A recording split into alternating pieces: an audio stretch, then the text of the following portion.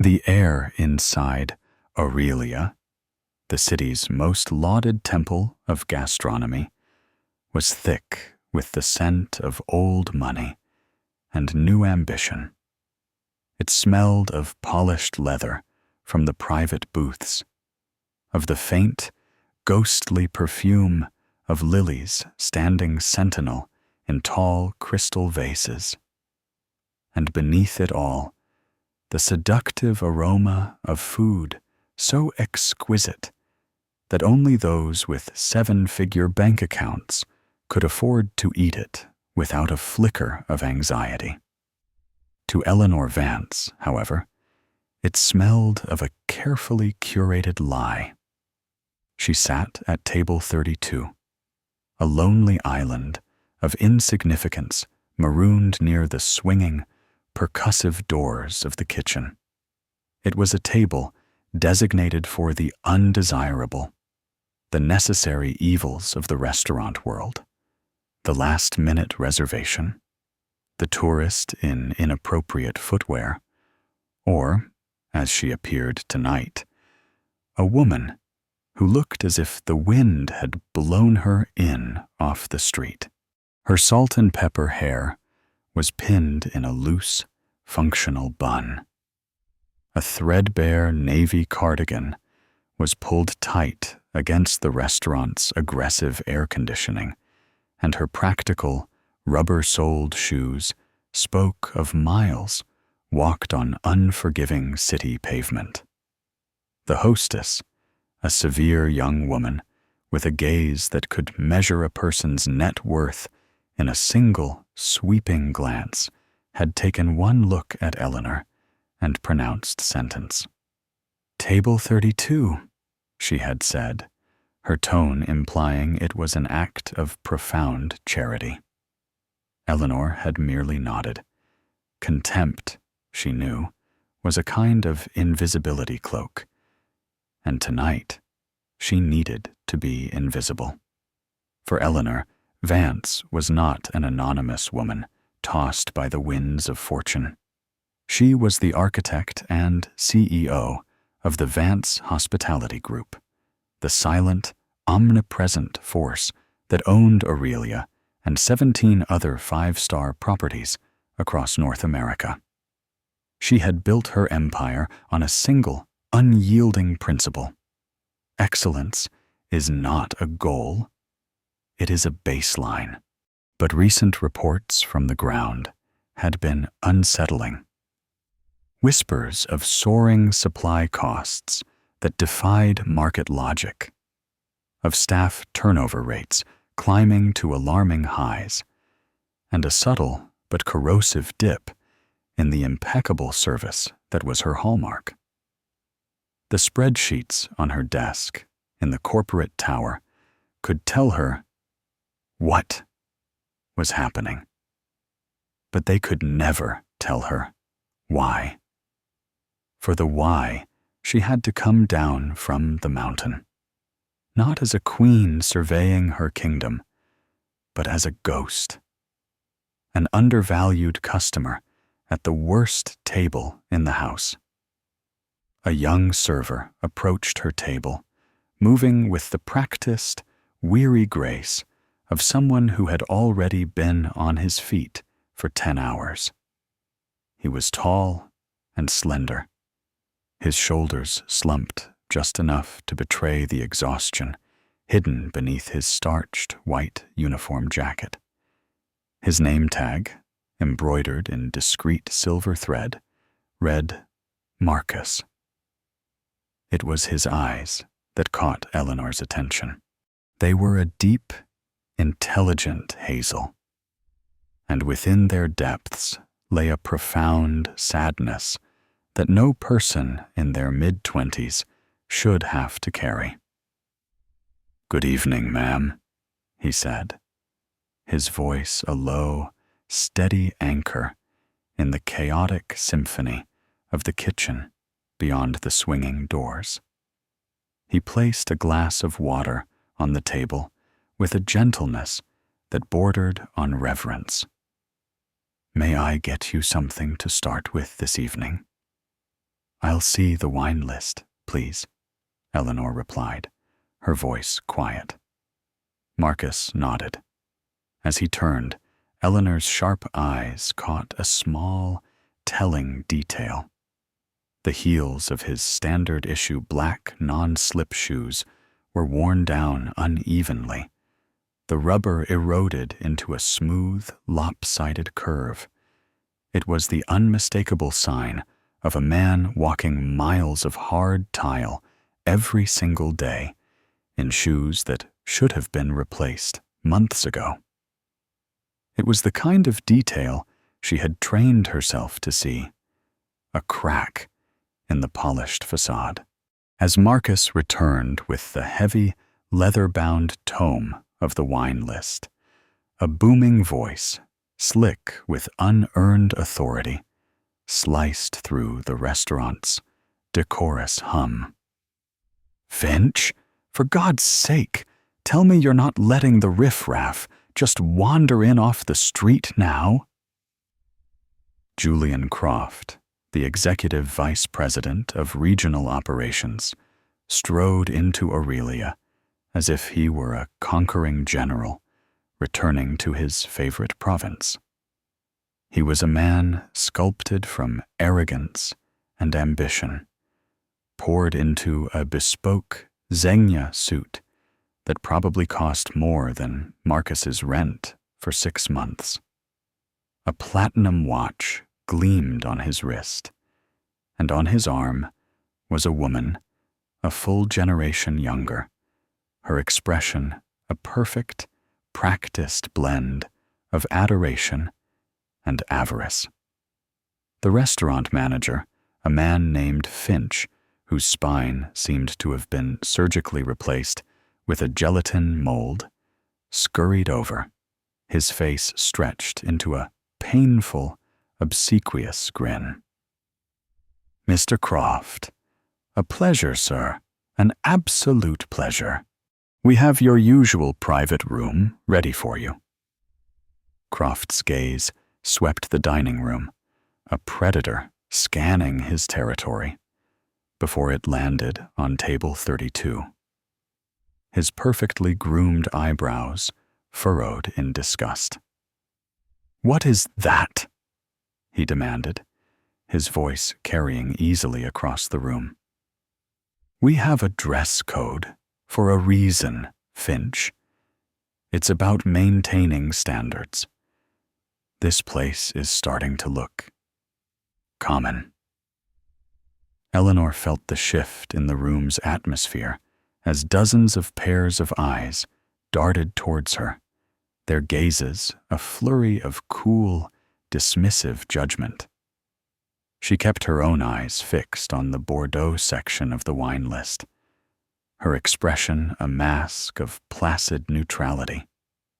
She was a stone in the river, letting the current of their disdain flow around her. Finch cleared his throat, a small, nervous sound. "A walk-in, sir. She will be of no consequence, I assure you." Croft made a sound of derision, a short, sharp snort, and allowed himself to be guided towards his private sanctuary. But the damage was done. He had marked her as an outsider, an impurity in his pristine environment. Eleanor looked up at Marcus, who stood rigidly beside her table, his face a carefully blank slate of professional detachment. But in his eyes, she saw a flicker of something else. Not anger, but a protective sort of empathy, quickly extinguished. "My apologies for that, ma'am," he murmured, his voice barely a whisper.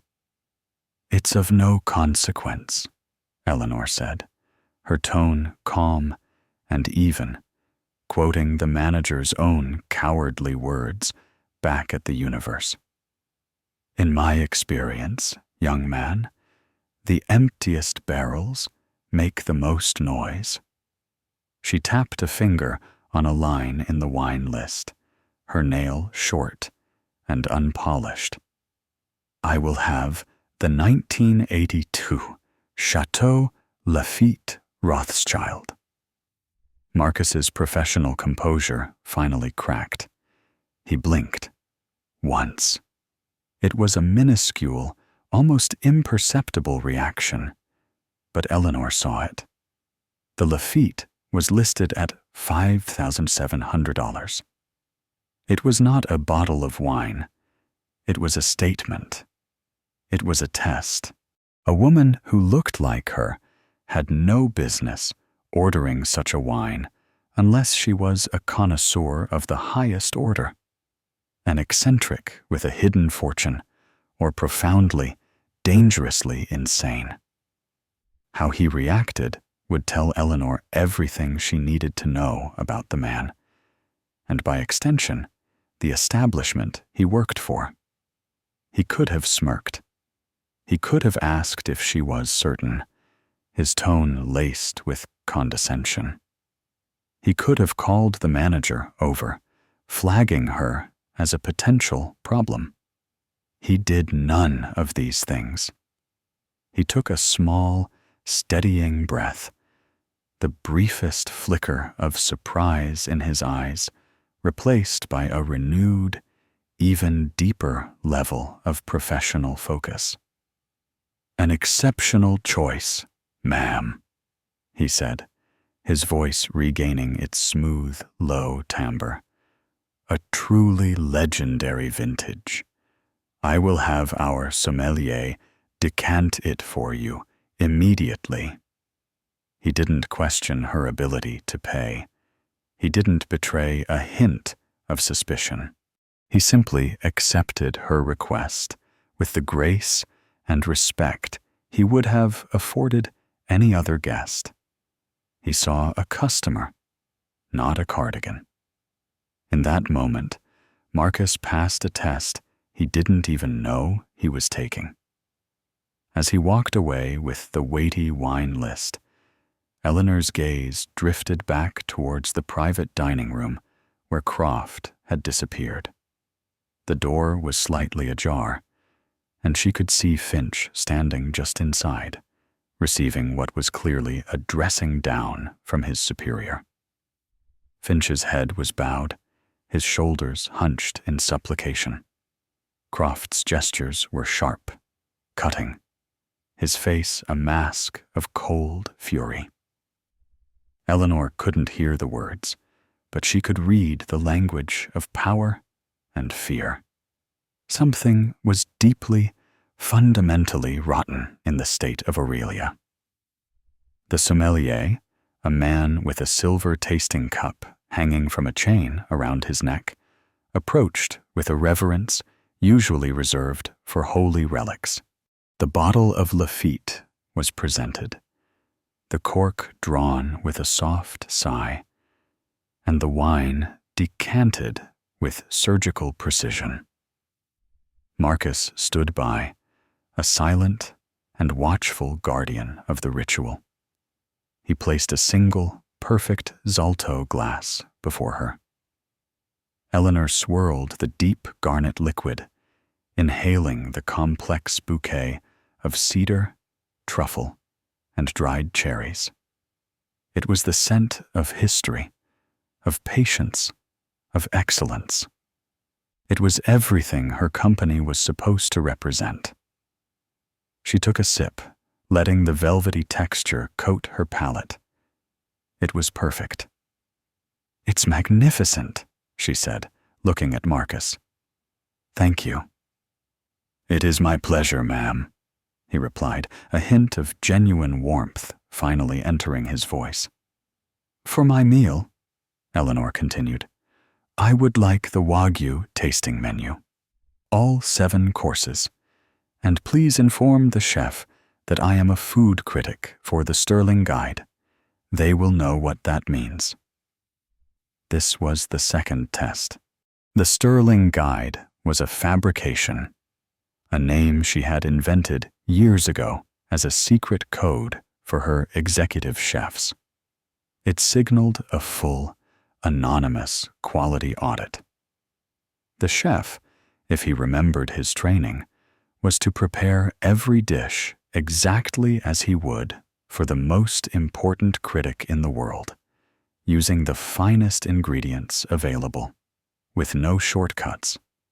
It was a test of readiness, of consistency, of whether the standards she had set were still being upheld in her absence.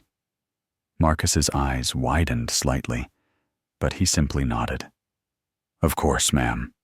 I will inform Chef Antoine immediately." The next 2 hours were a symphony of culinary perfection.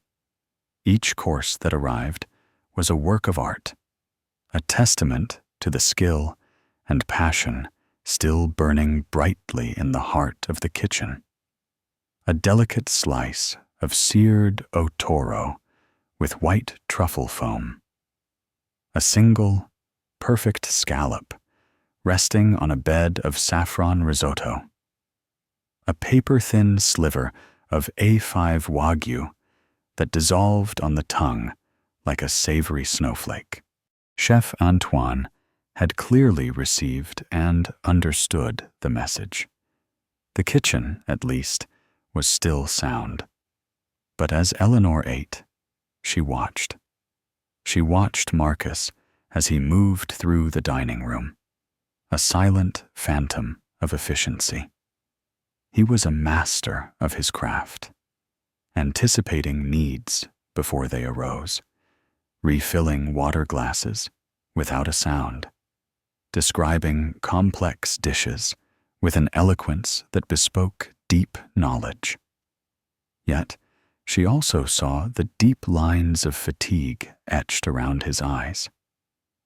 She saw him wince almost imperceptibly as he knelt to retrieve a dropped fork for a guest at another table, a sign of aching feet and a tired back. And she watched Julian Croft. He and his companion emerged from their private room, their laughter loud and grating. Croft clapped Finch on the shoulder, his mood apparently improved. As they passed Eleanor's table on their way out, Croft's eyes fell upon the nearly empty bottle of Lafitte Rothschild and the array of exquisite dishes before her. A look of stunned disbelief crossed his face, quickly replaced by a dark, suspicious scowl. He looked from the wine to Eleanor's simple clothes, and then to Marcus, who was standing nearby. A nasty, knowing smirk spread across his lips, as if he had just solved a puzzle he found particularly amusing. He leaned in and whispered something to Finch, who glanced over at Marcus with a new, predatory glint in his eye. Then Croft was gone, leaving a wake of expensive cologne and unease behind him. The atmosphere had shifted again. Eleanor felt a cold knot tighten in her stomach. Croft's smirk had not been one of simple surprise. It had been the look of a man who believed he had caught an employee in an act of thievery. He clearly thought Marcus was running a scam, perhaps comping the meal for a friend disguised as a poor woman, or running some other scheme to defraud the company. He saw conspiracy where there was only a customer. Marcus seemed to feel the change, too. His movements became a little more rigid, his professional smile a little more strained. He approached Eleanor's table to clear the final dessert plate, his hands not quite steady. "Was everything to your satisfaction, ma'am?" he asked, his voice tight. "Everything was exceptional, Marcus," Eleanor said, using his name for the first time. She looked him directly in the eye. "You in particular, have provided the finest service I have experienced in a very long time." A flicker of genuine surprise and gratitude crossed his face before being stamped out by a wave of anxiety. "Thank you, ma'am. That's very kind of you to say. I'll have the check now," Eleanor said. As Marcus went to retrieve it, she saw Finch intercept him near the service station. The manager's posture was aggressive, his words clearly sharp and accusatory. Marcus stood his ground, shaking his head, his own expression a mixture of affiance and desperation. The exchange was brief, but brutal. When Marcus finally returned to her table with the bill folio, his face was pale, his composure shattered. A single bead of sweat trickled down from his temple. He placed the leather folio on the table without a word. His hand was trembling. Eleanor opened it. The total was printed in stark black ink.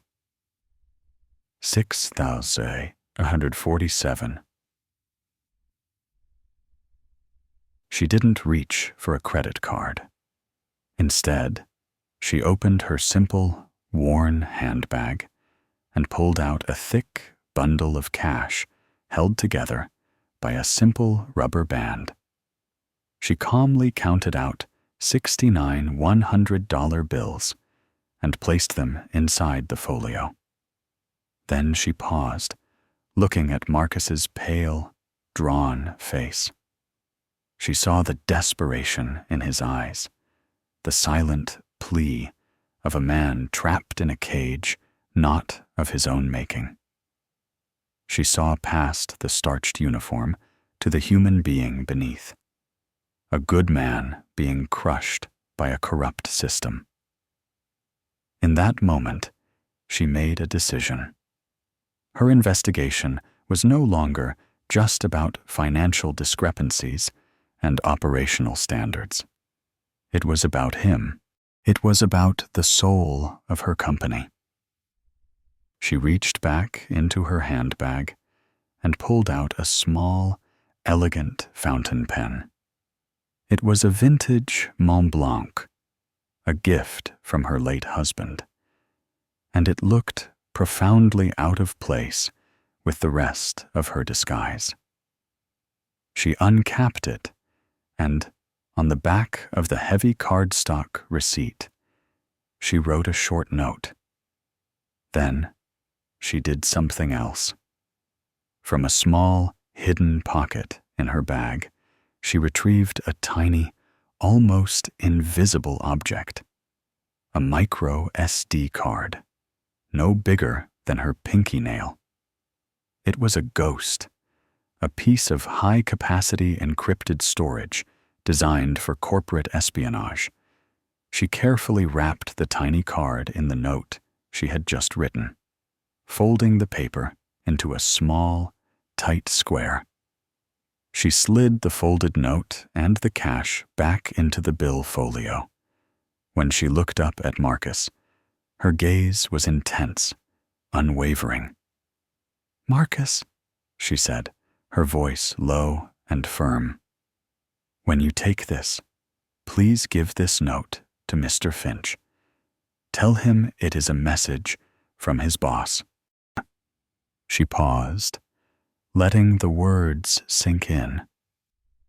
"And for yourself," she continued, her voice softening slightly, "I am leaving you a $2,000 tip.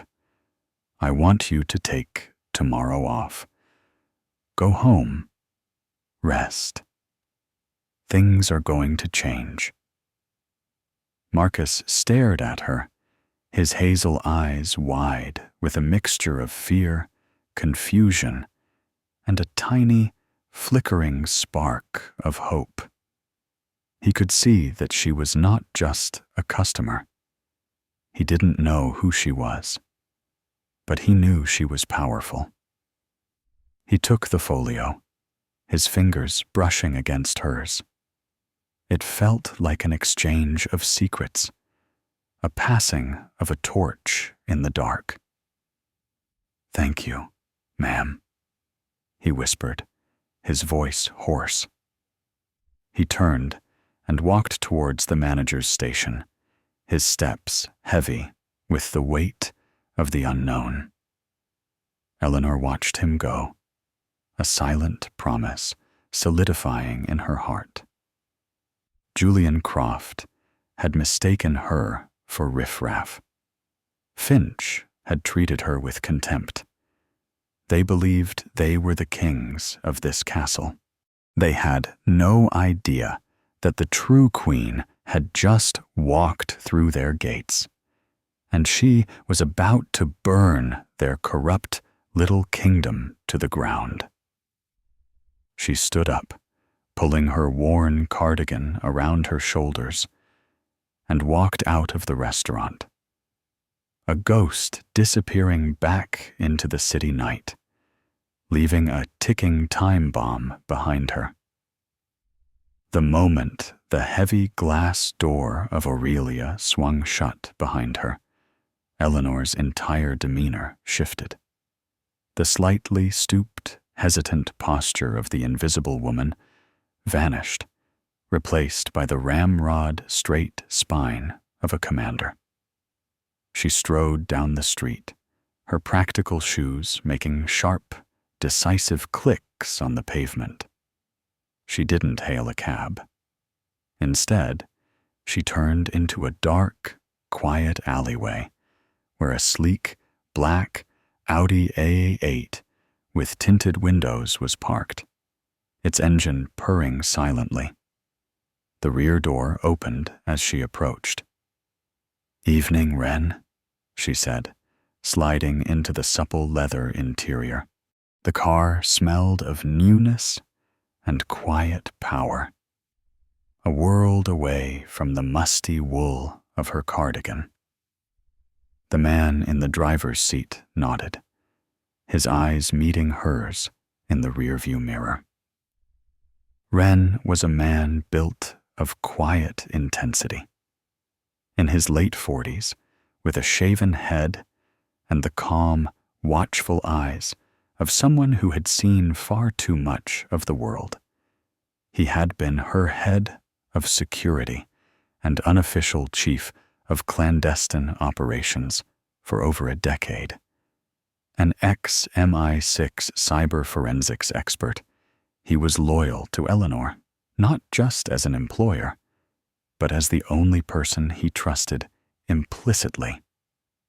"The package is in place?" he asked, his voice a low British baritone. "The package is in place," Eleanor confirmed, removing the cardigan and tossing it onto the seat beside her. Underneath, she wore a simple but well-tailored silk blouse. "Finch should be opening it right about now. The card is encrypted with a 3-tier quantum algorithm. It'll take him and whatever low-level IT flunky he calls at least 12 hours to even begin to realize they can't crack it. That's our window." "And the waiter? Marcus? He's the one, Wren. He has integrity. I saw it. Croft and Finch are crushing him, and I suspect he's not the only one. Croft's numbers, the inflated supply costs, the razor-thin margins despite record-high menu prices. It's not just mismanagement. It's theft. Grand theft, masquerading as operational oversight. Wren pulled the car smoothly away from the curb, melting into the city's late-night traffic. "What was on the note you left with the card?" Eleanor allowed herself a small, cold smile. "Just 4 words. I know about the ghost ledger." Back inside Aurelia, chaos was beginning to bloom. Marcus had walked woodenly to the manager's station, his heart pounding a frantic rhythm against his ribs. He handed the bill folio to Finch, his hand still trembling. "The guest at table 32 has paid in cash, sir, and she left this for you. She said it was from your boss." Finch snatched the folio, his face a mask of contempt. "My boss? What is this nonsense?" He opened it, saw the mountain of cash, and his eyes widened. Then he saw the small, folded note. He plucked it out, a sneer on his face, and unfolded it. He read the words Eleanor had written. The sneer dissolved. The color drained from his face, leaving behind a pasty, sickly gray. His eyes darted around the restaurant, searching for the woman from table 32, but she was gone. He looked at the tiny memory card that fell from the note onto his desk. It was so small, so innocuous, yet it radiated a palpable sense of menace. Ghost Ledger. It was a phrase that had no business being written on the back of a customer's receipt. It was a phrase that belonged to the dark, secret corners of the business, the private conversations between him and Julian Croft. It was the name they privately used for the parallel accounting system Croft had designed, a brilliant, terrifyingly complex web of falsified invoices, shell vendor corporations, and kickbacks that was siphoning millions of dollars from the Vance Hospitality Group. Finch's breath hitched. He looked at Marcus, his eyes wild with panic and accusation. "What did she say to you? Who was she?" I don't know, sir," Marcus stammered truthfully. "She said her name was Eleanor. She said she was a food critic." "A food critic," Finch whispered, the words turning to ash in his mouth. He lunged for the phone, his hand shaking so badly he could barely dial the number. He had to call Croft. He had to call him now. They were exposed. The ghost was no longer in the machine. It was out in the open. Miles away, in her sprawling penthouse apartment that overlooked the glittering city skyline, Eleanor Vance was at war. The cozy, worn disguise was gone, replaced by comfortable but severe black trousers and a cashmere sweater.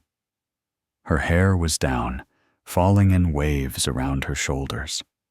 She sat before a bank of monitors, a cup of steaming black coffee at her elbow. Wren stood behind her, his eyes fixed on the central screen.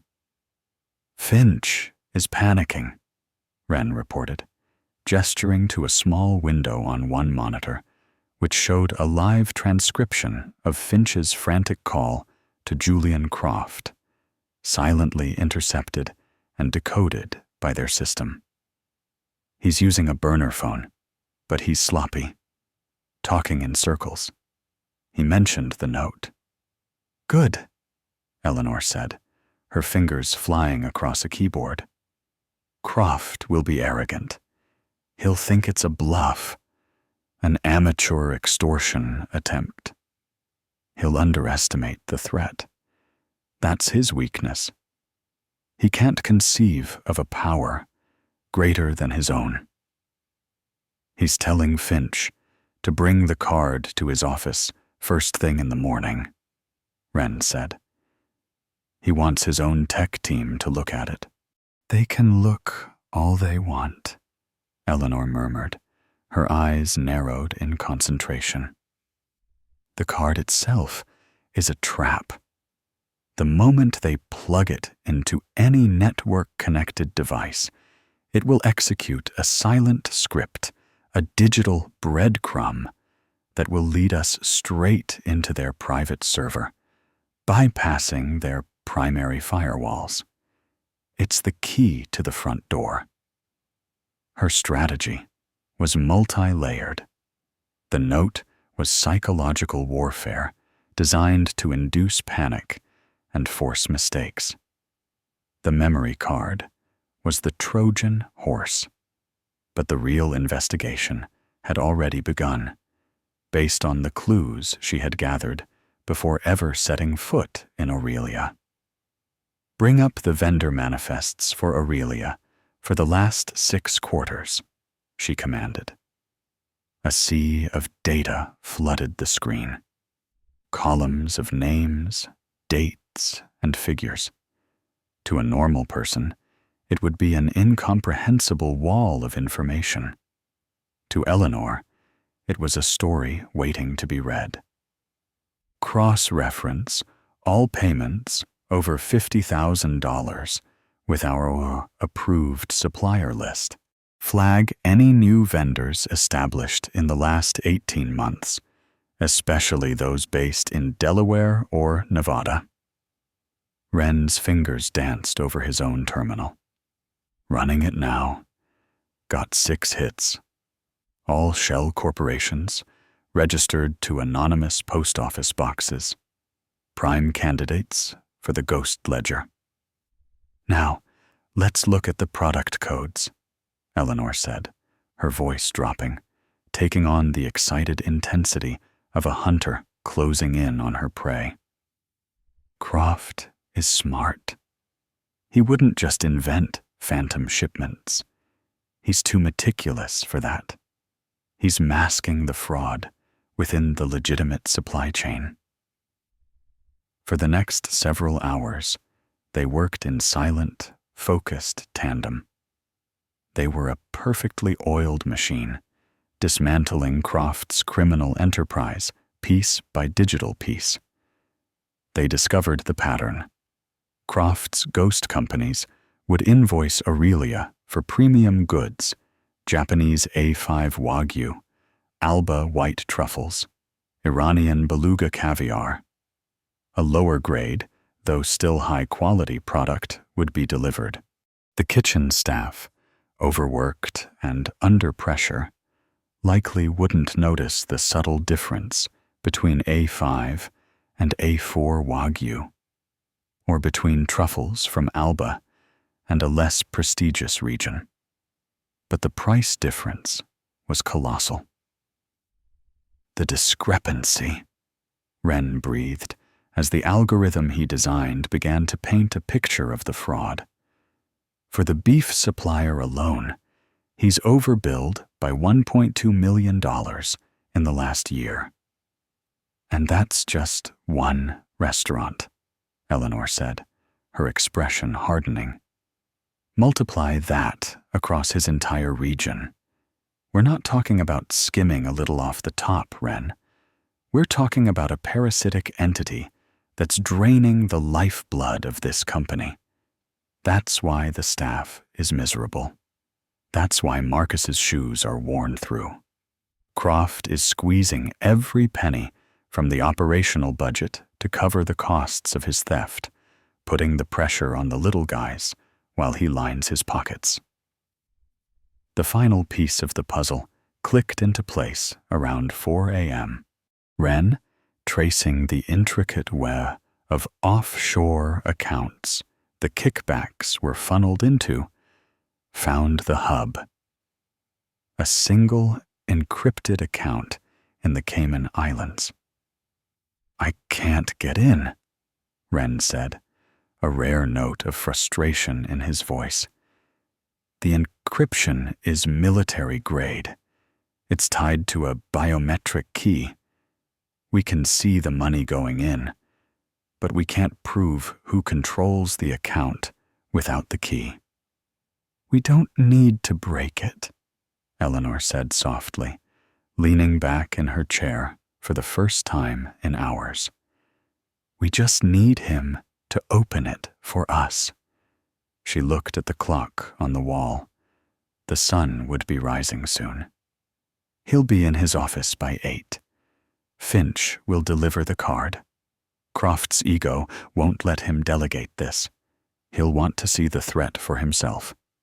The moment he plugs that card in, we'll be inside his system. Be ready, Wren. We'll only get one shot. Meanwhile, Marcus couldn't sleep. The woman's words echoed in his mind. Things are going to change. He lay in his small, cramped apartment, the one he shared with 2 other roommates to make ends meet, and stared at the ceiling. The $2,000 in cash was tucked safely in an old shoebox under his bed, more money than he had seen in one place in his entire life. It was enough to cover 2 months of the experimental treatment his younger sister, Chloe, needed. Chloe was the reason for the worn-out shoes, the 16-hour double shifts, the bone-deep exhaustion that was his constant companion. She had been diagnosed a year ago with a rare autoimmune disorder that was slowly, cruelly attacking her nervous system. The insurance company had denied coverage for the only treatment that showed any promise, labeling it experimental. So Marcus worked. He worked until his feet bled and his vision blurred, sending every spare dollar he earned to his parents to help pay the ever-growing mountain of medical bills. He was a good waiter. He was smart. He had been studying to be an architect before Chloe got sick, and he had to drop out of college. He knew the world of fine dining inside and out, but he was trapped. Julian Croft had made that abundantly clear. A few months ago, Marcus had noticed a discrepancy in the wine inventory. A case of fine Burgundy was logged as received, but it never made it to the cellar. When he had discreetly reported it to Finch, he was told to mind his own business. The next day, Croft had called him into his office. He hadn't mentioned the wine. Instead, he had casually brought up Chloe's illness, mentioning how expensive such treatments must be, and how tenuous employment could be in such a competitive industry. The threat was unspoken, but crystal clear. Stay silent, or your sister's lifeline gets cut. So he had stayed silent. He had kept his head down and his mouth shut, dying a little inside every day. Until the woman at table 32. There was something about her, the quiet strength in her eyes, the way she had looked at him not as a servant, but as a person. The way she had stood up to Croft's silent bullying with a simple, defiant order for the most expensive wine on the list. In a moment of sheer, desperate madness, he had done something he had been contemplating for weeks. The day before, he had seen one of Croft's ghost company delivery drivers drop a USB stick in the loading bay. On a hunch, he had picked it up. He didn't know what was on it, but he knew it was a secret. He had gambled, slipping it into the woman's bill, hoping she was who he thought she might be, someone with the power to listen. He didn't know he had just handed the key to a ticking bomb to the one person on Earth capable of disarming it, or rather, of redirecting its blast right back at its creator. At 8:05 a.m., a Julian Croft was in his opulent office on the 50th floor of the Vance Tower. A space that offered a panoramic view of the city he felt he ruled. He was sipping an espresso, looking impeccably tailored and utterly unconcerned. A pale, sweating Finch stood before him, clutching the micro SD card in a small evidence bag. "Stop sniveling, Finch," Croft said, his voice dripping with disdain. "It's an amateur blackmail attempt. Some disgruntled ex-employee, no doubt. They got lucky, found a fragment of something, and think they can scare us. Give it here." He took the bag, plucked out the tiny card with a pair of tweezers, and, against the frantic, silent warnings of his own IT chief standing by, plugged it directly into the USB port of his personal laptop. His ego demanded it. "Now," he said with a smirk, "let's see what these idiots think they have on us." He never finished the sentence. In Eleanor's penthouse, a siren didn't go off, but the effect was the same. A single line of green text flashed across Wren's central monitor. "Connection established." "We're in," Wren said, his voice a low, triumphant growl. He used his primary machine. The arrogance of that man. "We have full access." "Find the Cayman account," Eleanor commanded, her voice like ice. "Now, Wren." What followed was a digital heist of breathtaking speed and precision. Wren's fingers became a blur, deploying programs and cracking firewalls that would have taken a government agency weeks to bypass. He navigated through Croft's encrypted hard drive, a ghost in the machine, moving silently through the architecture of the man's digital life. He found the biometric key file for the offshore account hidden inside a folder labeled Family Photos.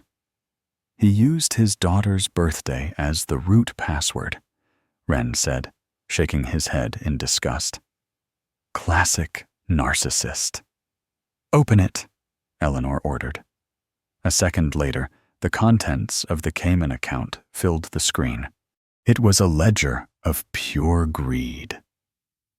Over $23 million meticulously documented, with dates and amounts corresponding to the kickback payments from the ghost vendor companies. And at the bottom of the ledger was a single, damning file.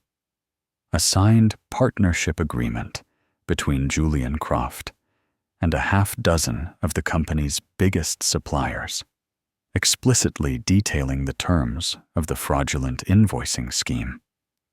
"He kept a record," Eleanor whispered, a note of disbelief in her voice. He was so arrogant, so certain he was untouchable, that he kept a detailed record of his crimes. "Got it," Wren said, as the file transfer completed. "We have everything.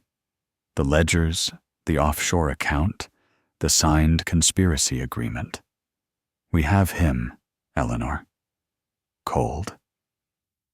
Eleanor stood up and walked to the vast window overlooking the city. The sun was fully up now, glinting off the glass and steel of the skyscrapers. The Vance Tower, her tower, stood tallest of all. "Wren," she said, her back to him, "make 2 calls. The first is to the FBI's white-collar crime division. Give them everything we have, gift-wrapped. Tell them to meet me at Aurelia in exactly 2 hours. The second call is to the board of directors. Arrange an emergency meeting. Location, the main private dining room at Aurelia. Time, 1 hour from now. Attendance for Mr. Julian Croft, is mandatory. She turned, and the look in her eyes was one of pure, righteous fury. Mr. Croft wanted to maintain standards, she said, her voice dangerously quiet. So I'm going to show him what a real standard looks like. The summons for the emergency board meeting hit Julian Croft's inbox like a thunderclap. It was vague, citing only urgent operational matters, but the location and the mandatory attendance sent a jolt of pure adrenaline through him. His attempt to access the memory card had failed. It had inexplicably corrupted the moment he'd plugged it in, leaving him with nothing. Now this. Coincidence? He didn't believe in them. He arrived at Aurelia exactly on time, his confident stride a little too forced, his smile a little too tight. He expected to find the board members assembled, ready for him to charm and bully them, as he always did. Instead, the grand private dining room was empty, save for a single figure standing by the far window, looking out at the city. It was the woman from table 32. She was no longer the frumpy, invisible creature from the night before. Today, she wore a charcoal gray power suit, tailored with breathtaking precision. Her hair was styled in a sleek, sophisticated cut, and the air of quiet authority around her was as potent and unmistakable as a physical force. Croft stopped dead in his tracks. A cold, slithering dread began to creep up his spine. He didn't know who she was, but he knew, with a sudden, gut-wrenching certainty, that he had made a catastrophic mistake. "You," he breathed, his voice a hoarse whisper. Eleanor Vance turned slowly to face him. Her eyes were like chips of ice. "Me," she said, her voice calm and level, yet carrying the weight of an avalanche. "You were concerned about the restaurant looking common, Mr. Croft. I assure you, my presence last night was the least of your problems in that regard. The real stain on this establishment, the real impurity, is you." Croft's mind raced, cycling through possibilities. A disgruntled former board member? A wealthy investor? A rival? "I don't know who you are, or what kind of game you're playing," he began, his voice regaining a sliver of its usual bluster. "My name is Eleanor Vance," she said, cutting him off cleanly. "I founded this company. I built it, and you have been treating it like your personal piggy bank." The name hit him like a physical blow. Eleanor Vance, the almost mythical founder and CEO, the woman who hadn't made a public appearance in years, who was rumored to be a recluse, the ultimate authority, his boss. The blood drained from his face. He staggered back a step, his hand reaching out to steady himself on the back of a chair.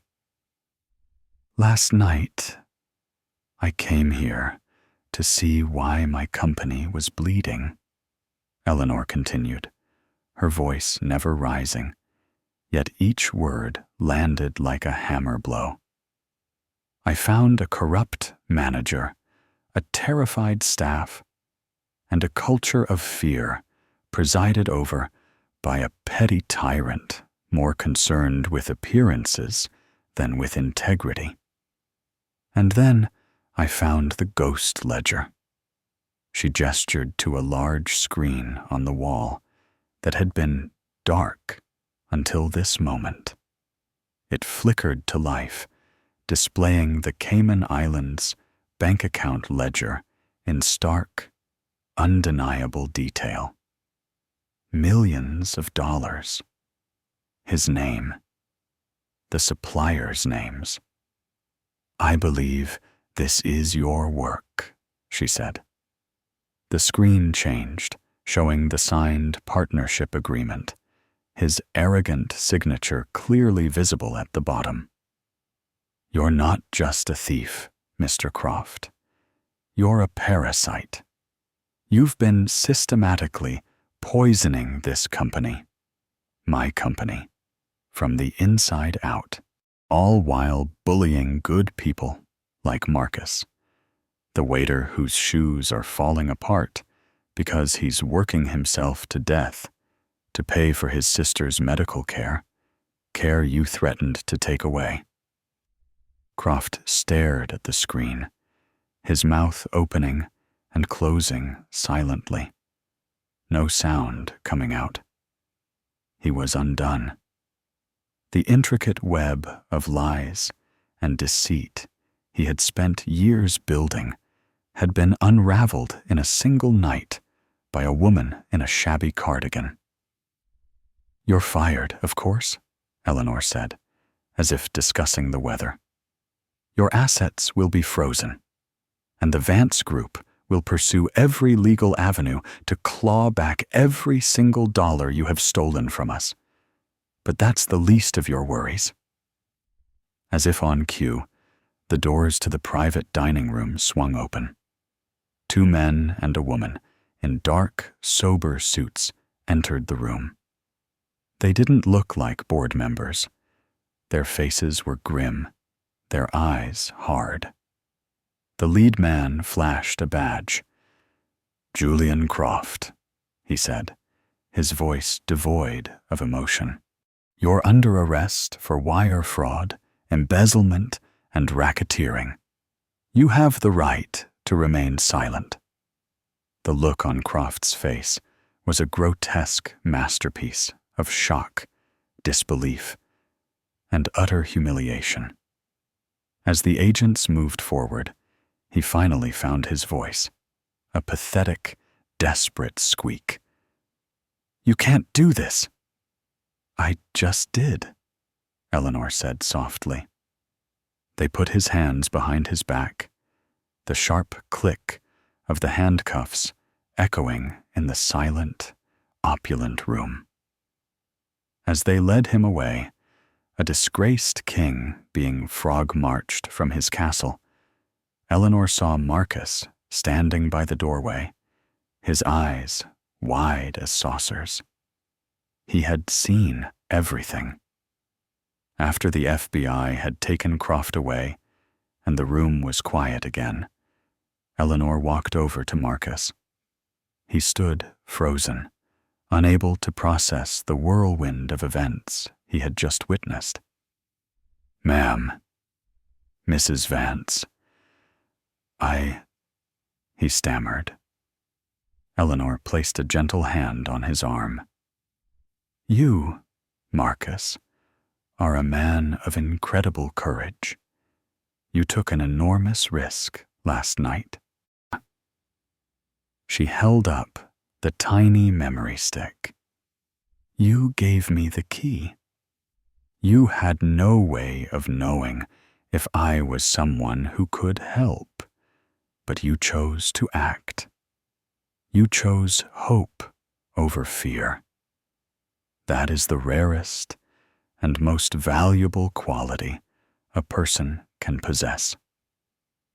Tears welled in Marcus's eyes, a mixture of terror, relief, and overwhelming gratitude.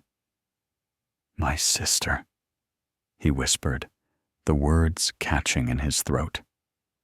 "Your sister's medical bills," Eleanor said, her voice firm but kind, "are no longer your concern. All of them, past, present, and future. They will be paid in full. Today, I am announcing the formation of the Vance Employee Foundation, a permanent, fully funded trust dedicated to providing financial support to our employees and their families in times of medical crisis. You and Chloe will be its first beneficiaries. Marcus finally broke, the tears streaming down his face as the weight of 1,000 sleepless nights lifted from his shoulders. He could only whisper, "Thank you." "Don't thank me yet," Eleanor said, a small, genuine smile touching her lips for the first time. "I'm not finished. Your talents are wasted here waiting tables. You have a keen eye for detail and a moral compass that is unshakable. Those are qualities I need at the very top of my organization. I'm creating a new position, effective immediately. Director of Corporate Ethics and Employee Advocacy. It will be your job to be my eyes and ears on the ground, to travel to all our properties, to listen to our staff, and to ensure that a sickness like Julian Croft can never again take root in this company. You will report directly to me. What do you say, Marcus?" He stared at her, speechless. A waiter, the son of a steel worker from Ohio who had dropped out of college, being offered an executive position by one of the most powerful CEOs in the country. It was impossible. And yet, it was happening. He finally found his voice, and it was clear and steady. "Yes," he said. "Yes, Mrs. Vance. I would be honored." "Good," Eleanor said, giving his arm a final, reassuring squeeze. "Now, go call your family. Tell them the good news." As Marcus walked away, his step lighter than it had been in years, Eleanor turned back to the window. She looked down at the dining room, at the staff who were beginning to emerge, their faces a mixture of shock and dawning hope as the news of Croft's arrest spread. She had come here seeking a sickness in her balance sheets, but she had found it in the hearts of men.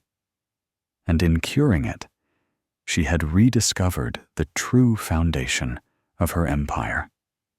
It wasn't built on marble columns or 5-star ratings. It was built on the integrity and dignity of people like Marcus, people whose value could never be measured on a spreadsheet, and whose quiet courage, when given a chance to shine, could change the world. The faith she had lost in the soulless hum of the boardroom had just been restored, not by a fellow millionaire, but by a waiter with worn-out shoes and a heart full of grace.